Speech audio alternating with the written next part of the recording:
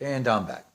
So what we were talking about what we'd like to see with the PlayStation 5, basically, and the frustrations that we have with the whole gaming, as far as basically video games, from a conceptual standpoint, being pretty much the same for the last, the PlayStation 2, the PlayStation 3, and the PlayStation 4, for those three generations. And one of the things that I left off on was creating a living, breathing world, and how difficult it would be to create a living, breathing world that's self-contained in all the technical aspects of it. So you'd have to have a machine that would be basically 1,000 times as powerful, and I just pulled that figure out of my mind. So I know that there's things that can be done. You have behavioral cycles, like cycles of day routines for NPCs, and that's something that was done in Assassin's Creed Origins, a game that I absolutely love and that I just finished. I've just finished playing all the DLC on there, and I really love the game, and I hope that there's more content coming down. Which brings me to my next point.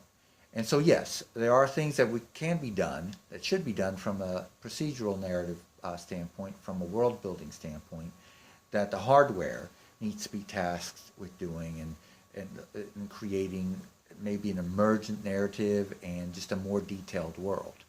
But there's also an opportunity, and I will start to mention this, to both address the need for a living, breathing world and greater amount of content to make you feel more invested, while at the same time constructively addressing the issue of games as a service and the need for recurring revenue in games, seemingly by publishers. And I understand that they're going to go where the money is. But I believe there's a way to do it in a constructive manner that gives us something that we already want, instead of trying to convince us that we need something that we really don't want and charging us for things that we really don't want to pay for and that can get in the way. And by that, I mean reimagining the games as a service model. Now, this is something that was actually touched upon by Luke Stevens. And it's something that he mentioned in a video he made here in the last few weeks, one of his recent ones. But it's a conclusion that I, like a lot of many other gamers, have come up to within the last few months, with this whole debacle of the loot boxes and the whole need to constantly charge gamers. And one of the things that he mentioned, and one of the things I'm about to mention, is maybe a model which we get not just episodic content, not just the game, not just expansions, but just a steady stream of expansions. And one of the models that me and my girlfriend were discussing is maybe something on a 3-tier. And what we're going to do is basically adopt CD Projekt Red definition of DLC as a non-expansive, non-narrative, non-story entity. So a horse, armor, weapons, outfits, those type of things. Things that can enrich your experience but don't have anything to really do with the core gameplay aspects and advancement and narrative at all. So what that leaves us with is the story and the gameplay. And so what we were looking at, well, what I'm basically looking at doing is, or proposing, and this is just my ideas, and you guys let me know what you think, is we could have the main game, right? You pay $60 for the main game. It's a nice, expansive experience, nice size map, nice size world. But for those $60, you're not really looking at getting into something, let's say, like the 7 seasons of Game of Thrones. I'm a little late to the party with Game of Thrones, but looking at that, and I just binged in a day and a half of the 10 episodes for season 1, and I'm completely enthralled. And I'm amazed at the amount of story and the amount of investment that these writers are able to get you to go in and get you to invest in with just 10 hours of content. And I believe that video games could, first of all, we're far from that. Not even The Witcher, which is one of my favorite stories, And a lot of that has to do with the timing of the gameplay and basically having to arrive to one destination to travel in between and the side quests and whatnot. So I understand from certain points of view it's just not possible because you're essentially getting hit with high definition, a photorealistic. It's literally filming human beings in real life settings, with the exception of the special effects like the dragons and whatnot, which we haven't really gotten into yet in the show. But so I understand from that standpoint. But still, even when you take in everything you do in The Witcher, even when you take in everything you do in AC Origins, you're still not there, it seems. To me, it seems like by the time I'm done with season 7, I think it's 7 seasons that are out right now, if I'm not mistaken, for Game of Thrones, I'll have experienced something that no video game franchise has ever done. But I essentially believe that the opportunity for that to happen is there. So what you basically get people to do is to pay for more for the game if you're adding content, if you're adding story. So you have the main story, the main $60 game. And then there's 2 things you could do.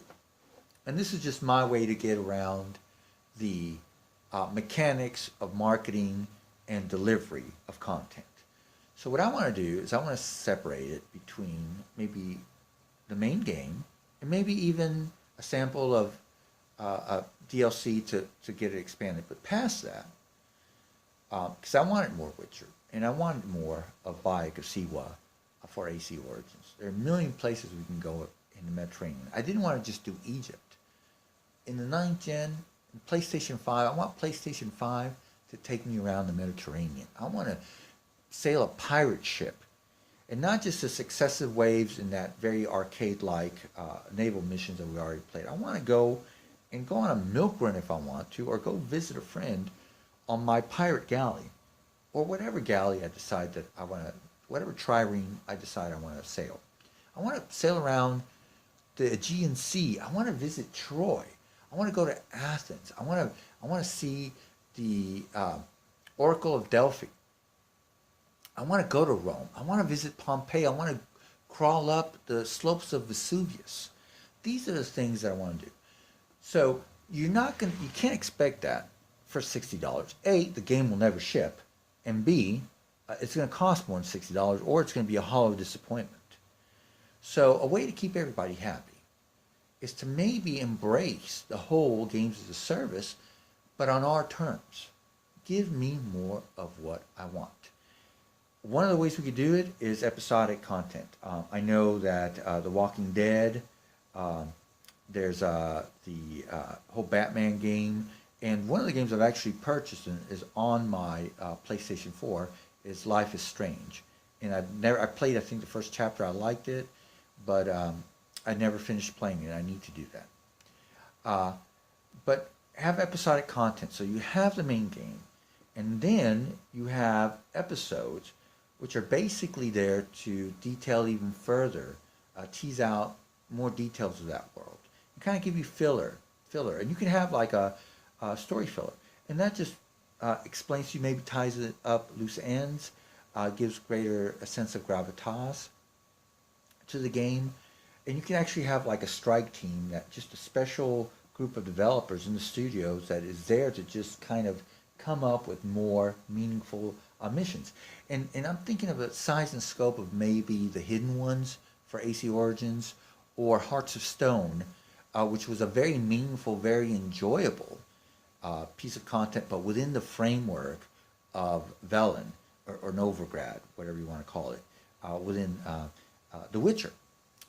And then what I'd like to see, maybe something more ambitious, maybe something like the scale of the Curse of the Pharaohs, one of my favorites DLCs of all time, or expansions of all times, I should say, Blood and Wine, or even this game right here, which is technically an expansion, which is a little miniature game of its own and priced that way, Uncharted Lost Legacy. Something of that scale, and for it to be like a serial novel of sorts. And there's any variety, any number of serial novels that you can attach to an IP so that you can keep the story going, basically. and something of significant quality, but that stays within the framework of the uh, intellectual property of the mythos, so you don't have to reinvent the wheel. So you kind of have an intuitive direction of where it's going, but be priced well enough that it gives the companies a financial return on their investment, their resources. And I would love to continue to play stories with the in the Uncharted franchise. I would love to continue to play stories with Geralt of Rivia. There's all kinds of the Manticore armor. Where did that come from? I think they hinted that it was maybe like some kind of an Eastern civilization, so we could visit maybe an Asian type of setting within The Witcher. There was also the desert setting. I forget what they were called, but I know we had a lot of the outfits and a lot of the weapons, and even had their craftsmen put on rune stones or whatever they put on to our weapons to enhance them further. Go and visit those places. So you can keep the story going and going. So you don't necessarily have to have something that's, I'm going to throw out an arbitrary term. I really don't know what any of these machines are capable of, but let's just say something like, 100 exaflops, something that would be just a billion times more powerful than a console. I'm not even sure if that's the case, but just to create a self-contained, breathing, living world, kind of like the holodeck on the Enterprise. We don't have to go to those extremes. Yes, we need to ask more of our hardware. I know ray tracing is something they're talking about, and while I don't believe the numbers are anywhere where they need to be to give us real-time, full-blown ray tracing at 4K, whether it be 30 or 60 frames a second, maybe we can implement aspects of ray tracing in shadows, maybe. Maybe if it's a self-contained room, a small room that you load in, maybe we can even have a reflective pool with caustics. Maybe some elements of reflections can be included. So there is a place for the greater scope, greater interactivity. But ultimately, what I think we need to do is adopt different models of monetization and communication with our developers and publishers to let them know that, hey, we are more than willing to pay for something if you give us what you want, what we want. And that, I think, ultimately is the future that the 9th gen or the PlayStation 5 needs to go in. I'm very, very excited about where we are right now. Just finished up the AC Origins, and we're going to be playing Quantum Break on the Xbox One X, a game that I lamented not having an Xbox for, but I just couldn't get with the original Xbox One. Going to get to play that. On the 20th of April, we're going to get to play God of War 4, a franchise I never even wanted to touch until this iteration came. We're going to do it on this gorgeous 75-inch 900E with a PlayStation 4 Pro. So basically, long and the short of it is I very much look forward to the PlayStation 5 and everything it promises. But in the meantime, we have some amazing games to play. But I also want to hear from you guys. And I asked you guys to let me know what you would like to see. What are some of your hopes and dreams for the PlayStation 5? We might get it in 2019. I hope they wait a little longer so we can get a more powerful version of it in 2020. But even if we don't, even if we get just a great version of it in 2019, it's not the most powerful. I know that for third-party games, Xbox is going to have the most powerful 9th gen console. So either way, we're going to be great. Anyways, you guys, please rate, comment, and subscribe. Hit that like button. It helps me out. But if you don't want to do that, one of the things that I personally enjoy more than anything is the feedback. I'm very small fry right now, very small fish. So I like to think that if anybody addresses a question for me or wants to get involved in a discussion with me, I'm more than willing to get in there and talk to you guys. All right? You guys have a great day, and look forward to some more content. I'm going to keep it coming. All right? Take care, guys. Talk to you later. Bye-bye.